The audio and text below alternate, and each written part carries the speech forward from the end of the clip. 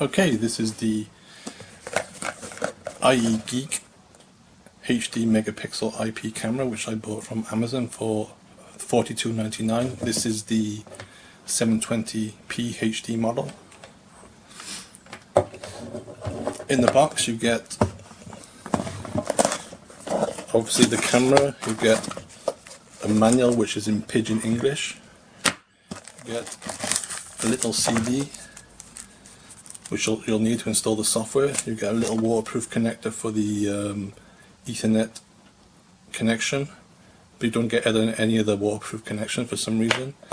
You get a Ethernet cable, and that's it basically. So it's pretty simple in the box wise. You get a little antenna as well, obviously for the Wi-Fi signal. So here's the camera itself. The camera looks pretty neat. It's around the same size as your fist. I don't know if you can see that. I mean, it's got, I presume it's aluminium casing. It's pretty solid. It looks fairly well made from the outside.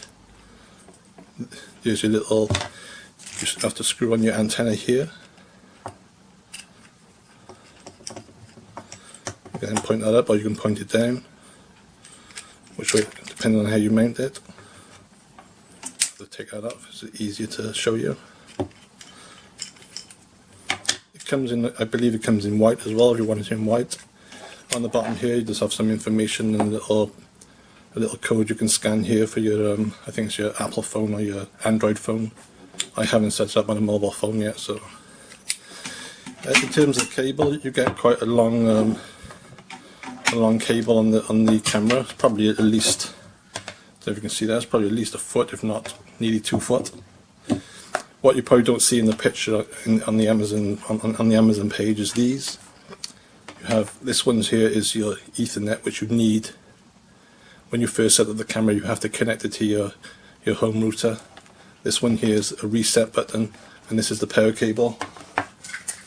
You also get the power cable as well, which is here. It's just a little plug and adapter.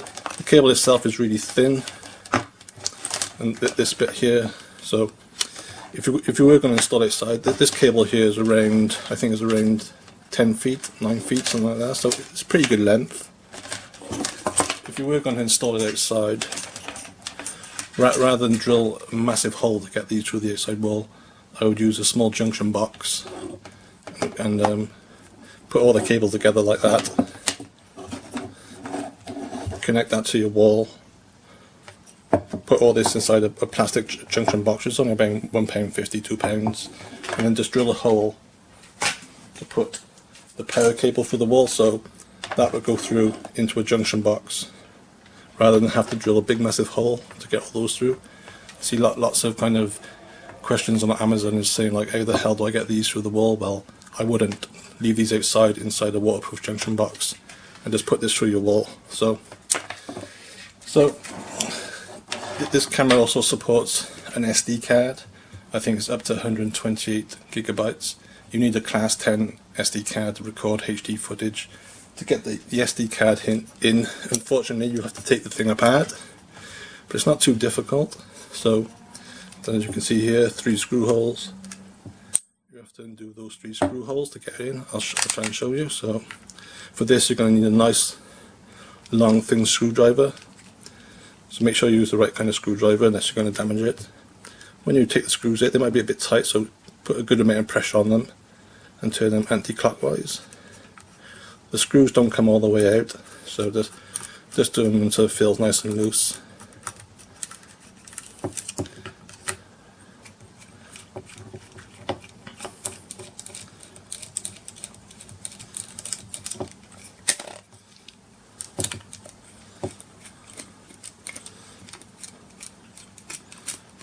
So there you are. So just gently pull the unit apart. You might have to, wiggle it a little bit, put it at a slight angle to get it apart. So there's the inside. There's not much to it, to be honest. Kind of wonder, is it worth £43? But there it is. The SD card slot is here on the bottom. You can see here. If I just press this here, I've already put the SD card in. There it is there. So there it is. I've got a good quality SD card, a genuine SD card. class 10 64 gigabytes. So I just put that back in. Just clicks into place. The print on the SD card faces the back of the camera, so just put it in that way. So that's in nice and cut. Just do it back up again. So the bottom sticker, you put the bottom of the unit on. To get it back in, you've usually put it in a slight angle. Just wiggle it round a bit. Before you put it in, just make sure the seal around the outside here is in place. Make sure it hasn't come off and twisted. You might find as well a little bit of foam by here. Just make sure that's in place. Just make sure the seal's all nice and tight. As you can see, it's not. So just make sure that's on.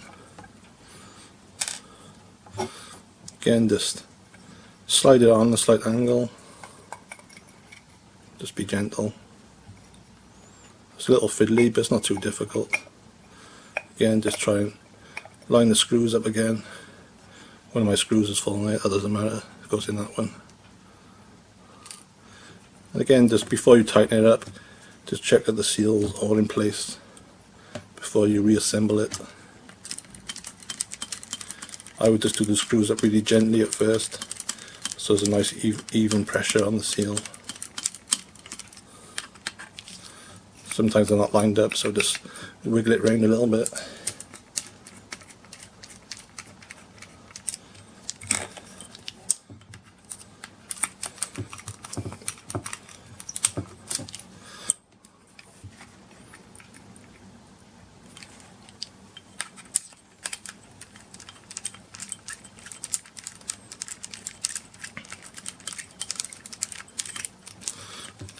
Little fiddly this.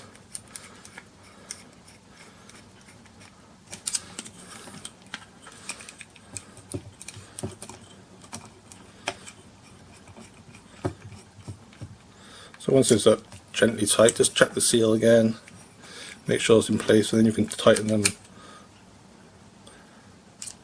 Tighten all three of them then.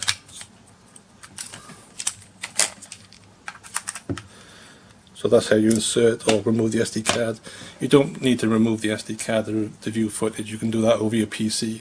In terms of setting it up, I've been playing around with this camera now for around 2 days, and it's been totally hit and miss with the software. You can use Internet Explorer rather than say Firefox or Chrome. For some reason it only supports. You can view your footage using Firefox or Chrome, but you can't access all the settings, so you have to use Internet Explorer, which is a bit old school these days. And in terms of the software you get here, I found it practically useless. Sometimes it works, most of the times it doesn't. So the software is really bad, and all the instructions are in pidgin English. I mean, this user manual here is, it just basically tells you to use your Ethernet cable to set up first time, and other than that, it's not much decent information. I think for the mobile app, for say your iPhone or your Android phone, you have to download it from their site, from either the Apple site or through Google site. So I'm not too sure about that, but the software on here is, you need to install, I think it's called the search tool, which once you connect the camera to the router, it finds the MAC address, and and it's all the details automatically for yourself. So you'll need this. I mean, if you've got a laptop which hasn't got a CD drive, you're gonna have to try and download a copy of this. I think they do have a website, but it's not very good. But I mean, the software has been really poor in my opinion, so I'm just using Internet Explorer to view and download footage. I mean, as soon as I put the SD card in, it started recording automatically, so that was a good thing. But there are some settings you can play with in case you just want to record on certain days. You can also record motion detection, which is, I'm not a fan of myself, as sometimes it doesn't start recording until a few seconds later. But in terms of the picture quality, I mean, it's got night vision. You can see all the LEDs here. They light up red in the night. Night vision is pretty good actually. I mean, I've only tried it in my garden and in the house and stuff. I'm yet to install it outside.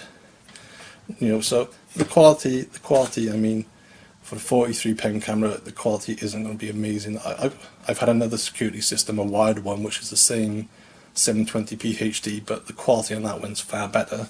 So the quality on this is it's not brilliant in my opinion, but it's not terrible either. So I mean, the 1080p model I believe is £20 more, which I personally haven't seen it in the flesh, but maybe you might be better off buying the 1080p model, as the quality of this isn't amazing, even with the bitrate at its highest.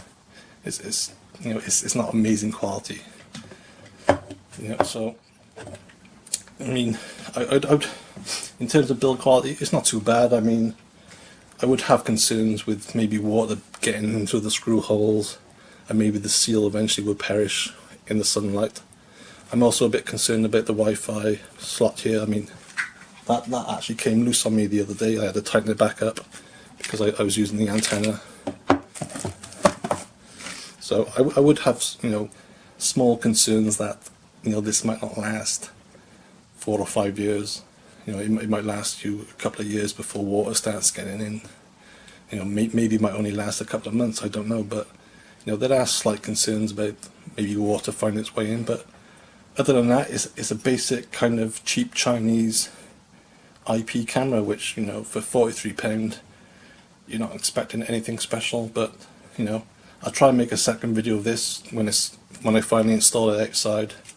I'll show you the picture quality from the from Internet Explorer. But so far, it's kind of been a hit and miss camera. I mean, it's been very frustrating to try and set it up with the software. The software kind of works on and off, mostly off. I mean, it works pretty well through Internet Explorer.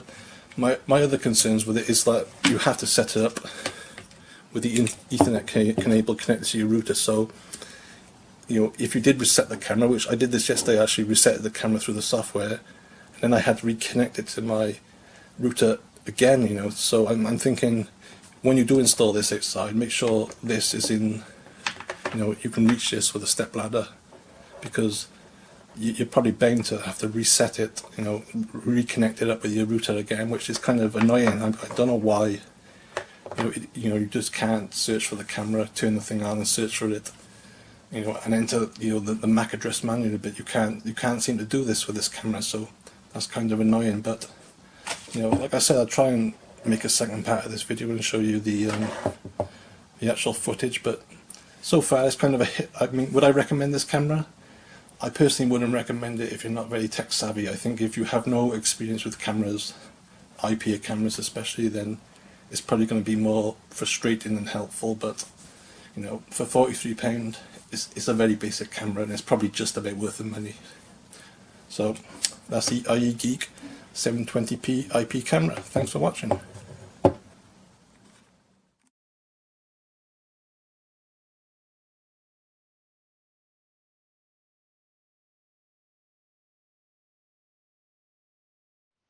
Okay, I've now installed my ieGeek 720p IP camera on the outside of my garage, and it's now overlooking my driveway and my car. So once you've installed the camera via the Ethernet cable, you can use Internet Explorer to view the live stream and adjust additional settings. So after you set it up, you get a IP address. In my case, it's 192.168.1.6. You then get this page. You can either choose Chinese or English. I'm choosing English, obviously. I can then go to PC View. As you can see now, that's the camera overlooking my driveway and the two cars on it. You can enlarge the picture. This is being streamed from the camera to my router back to my PC. The camera is installed roughly 50 feet away from the router, and so far it's working fairly well. Sometimes it does stutter. You do get a little bit of inconsistency in the feed. Sometimes it stops for 3 or 4 seconds and starts again, but it's not a major issue. I might end up moving my router slightly closer to the camera, but for now it's doing a good job. So like I said, I'm using Internet Explorer, which is a little bit old school, but it's the only web browser they support for the full features. You can use Firefox or Chrome, but certain features are not available and the picture quality seems to be slightly less. So you'll have to use Internet Explorer. In terms of settings, you can see here, you can click on the SD card. It gives you a directory of all the videos. You can click on the date. It says here, it's a bit confusing. If you're a novice, I wouldn't recommend this camera, as it is extremely confusing to use initially anyway. So you can click on the recordings, then you can see a list of recordings. This is all stored on the micro SD card, which is inserted into the camera. So you can click on these and download them. You can also click on playback here, and you can see here you can either select local storage, which is your PC, or your SD card. If I just click all recordings and search, it comes up with a list. I can then click on them and view footage from earlier on. This is like from 424 earlier on. Like I said, when I said in the video, the quality isn't it isn't amazing in my opinion. Also, the camera kind of view is pretty narrow. It's not quite, it's not a very wide lens. So that's a bit of a downside on it, and the setup is a bit fiddly. I mean, you can go into settings, you can change the bitrate from 32 to 6144. You can change the frame rate up to 25 frames per second and the keyframe interval. So I pretty much got it on the maximum settings, 4000. They can go up to 6000, but I didn't notice any kind of difference in quality. 4000's, I think that's 4 megabytes. That's a good kind of quality, bit rate. This is various settings. It's not particularly easy to use or very clear. Like I said earlier in the video, the instructions are in pidgin English, so they're difficult to understand. I mean, there's a host of settings here. Nothing major. In terms of recording, you just set the recording here, which is on the SD card. You can see up here it says 200 seconds. That's when it actually saves your file. So say every 200 seconds it saves, and then saves and saves and saves. So when you go look back at it, rather than it being an hour long, it's 200 seconds long. So that's a nice little feature. That's a standard feature on all cameras. So overall, it's pretty basic, all the settings through Internet Explorer, but it does the job.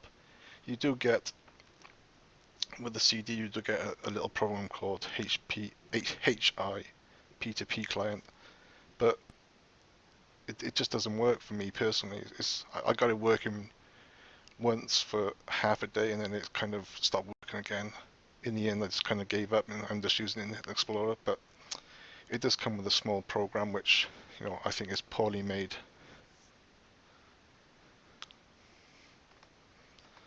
So, I mean, normally you should see the camera feed here, but for some reason, it's there now, but I click on it again, it goes away, it comes back. It just seems to be, constantly kind of stuck at certain frames. 1 minute, it's like, there it is again. I mean, it's just a very poor and, difficult piece of software to use. So I personally wouldn't recommend that, unless, of course, you can get it working on your PC, but I can't. But, I can use Internet Explorer to view all my footage, and so far Internet Explorer is working pretty well. I mean, the camera is pretty basic, like I've said all along. So I mean, personally, I wouldn't recommend this camera if you're a complete novice. I'd only recommend it if you're on a budget and you have experience with tech gadgets and stuff. So anyway, that's my small review of the ieGeek 720p IP bullet camera. Thanks for watching.